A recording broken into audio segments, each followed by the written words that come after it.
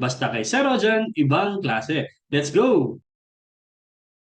Okay, welcome muli sa ating klase. Sa video na to, pag-uusapan natin ang Article 1238. This article na to, dinidiscuss ang tungkol sa when payment by a third person is considered donation. Kailan nga ba masasabing donation ang isang payment? Pag ba donation, kailangan magpaalam ka or kailangan pumayag yung tutulungan mo or hindi na? Paano kung halimbawa basta na nagbayad nang hindi niya alam? Ano mangyayari? Pwede ka na?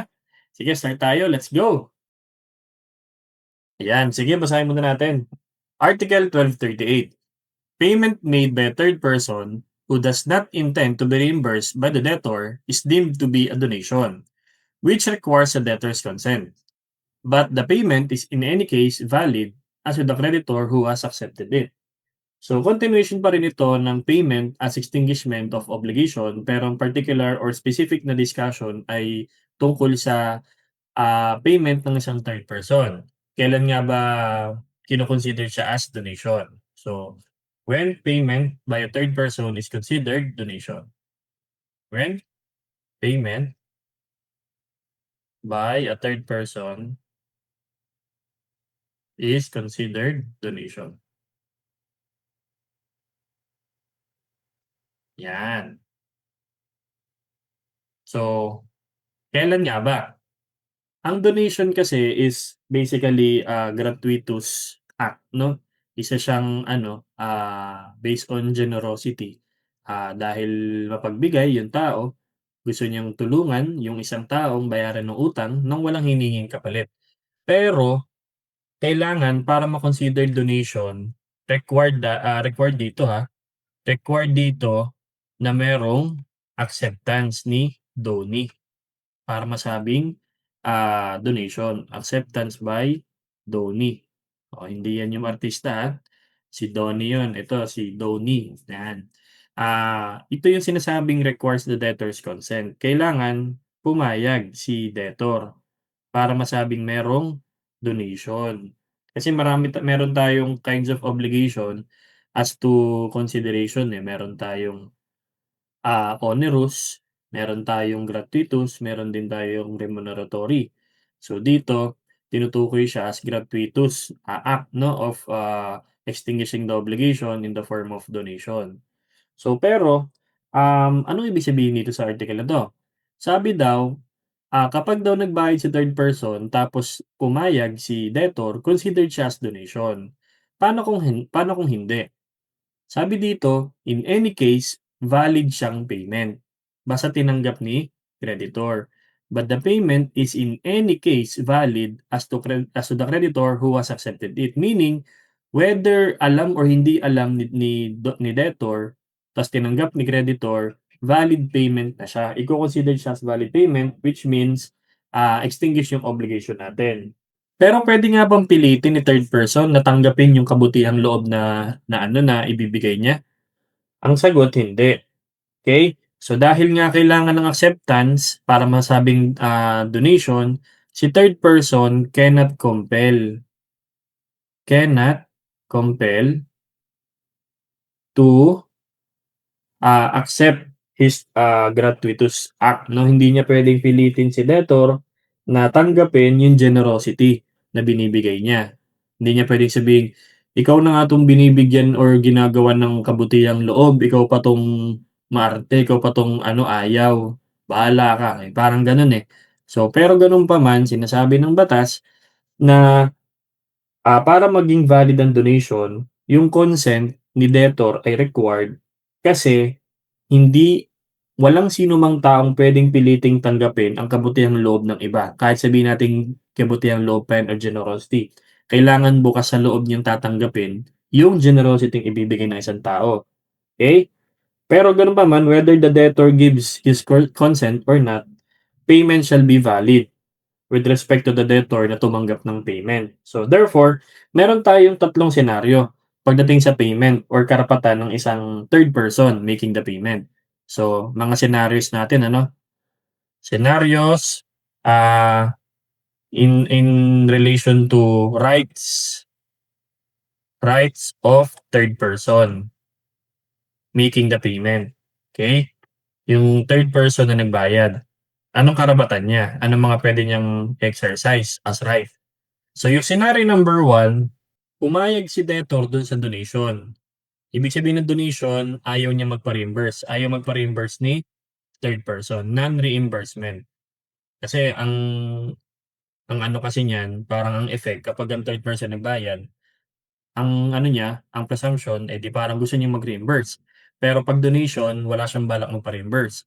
So ano mangyayari? With consent, with debtor's consent. Okay? With debtor's consent on non-reimbursement. So ibig sabihin, pumayag si debtor na hindi magbabayad, no? Yung generosity or gratuitous or benevolence or liberality ni donor, in this case si third person, pumayag si debtor na hindi siya magbabayad dun sa kabutihang loob na ginawa ni third person. Ano magiging effect niyan? So dahil pumayag si debtor, edi si third person hindi siya makaka-recover. Third person cannot recover anything. Siyempre, wala naman siyang ine-expect pating kapalit, eh. Cannot recover anything. Dahil nga hindi naman siya nag-e-expect ng kapalit kasi nga generous lang siya. Okay? So third person cannot recover anything from debtor. This is the whole point of donation. Okay? Yan. So considered siya as donation kasi nag-consent siya dun sa non-reimbursement.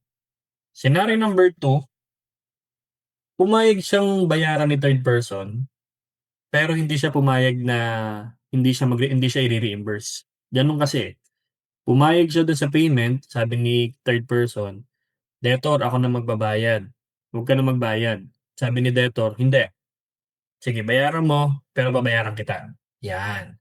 So debtor consented to the payment,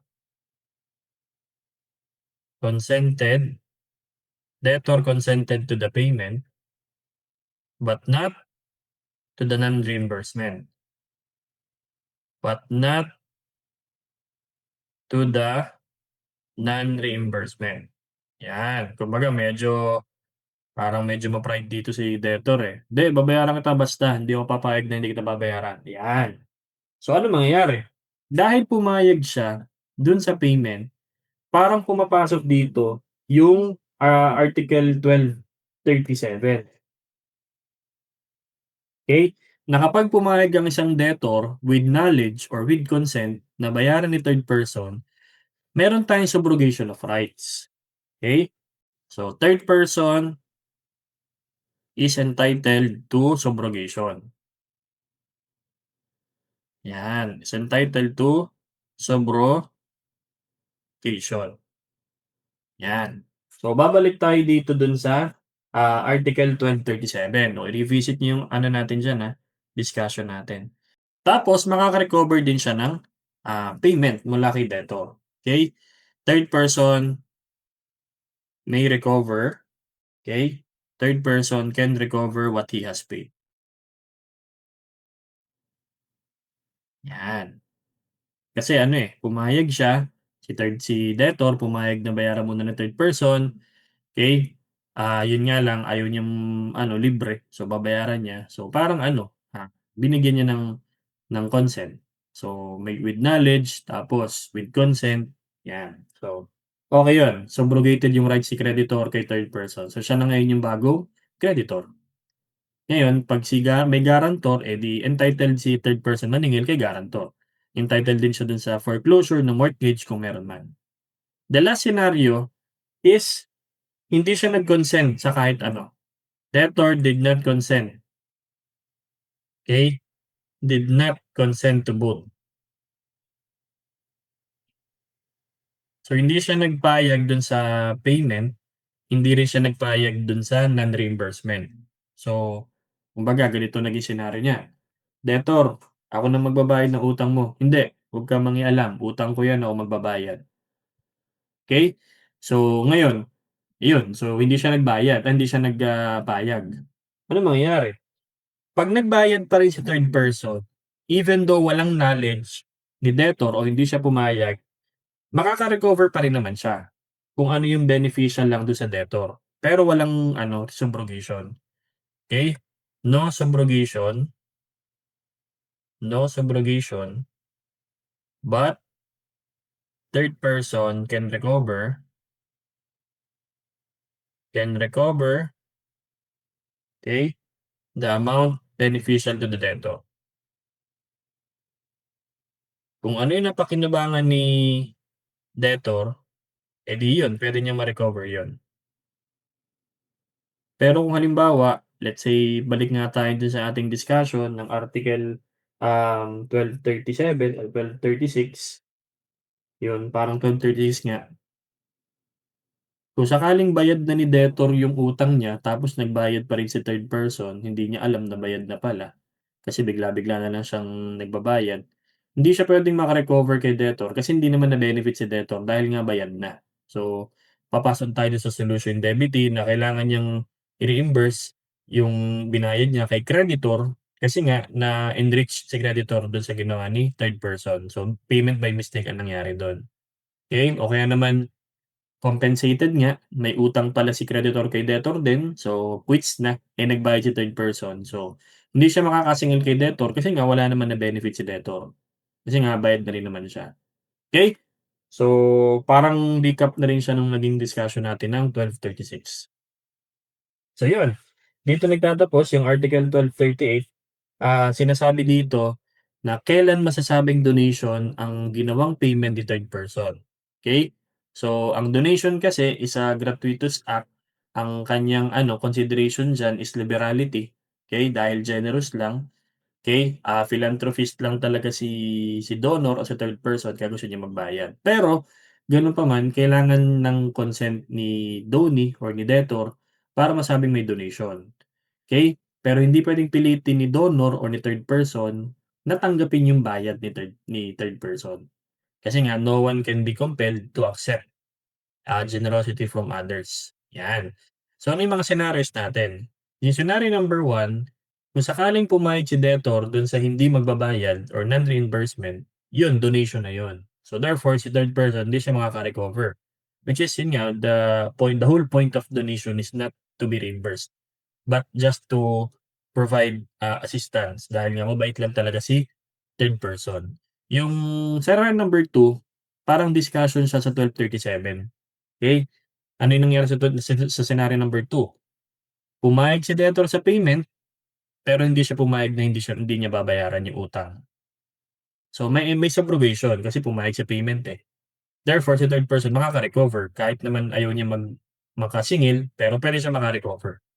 So yung number 3, kung hindi pumayag si debtor kahit saan, dun sa payment or dun sa non-reimbursement. So dahil hindi siya pumayag sa payment, walang subrogation. Makaka-recover lang si third person kung na-benefit si debtor. Okay. So yun, I hope meron akong dagdag na bagong learning na magagamit din sa inyong mga klase. Kung medyo may part kang di naintindihan, ulit mo na lecture natin, I'm sure makukuha mo rin yan. Tapos pa-like na rin, pa-share at saka pa-subscribe at saka pa-share na rin sa inyong mga klase para mas marami tayong matulungan. Salamat! Ang laging sinasabi sa inyo, mag-aral kayo mabuti, mag-ingat palagi at laging tatandaan, ibang klase ka. Bye-bye!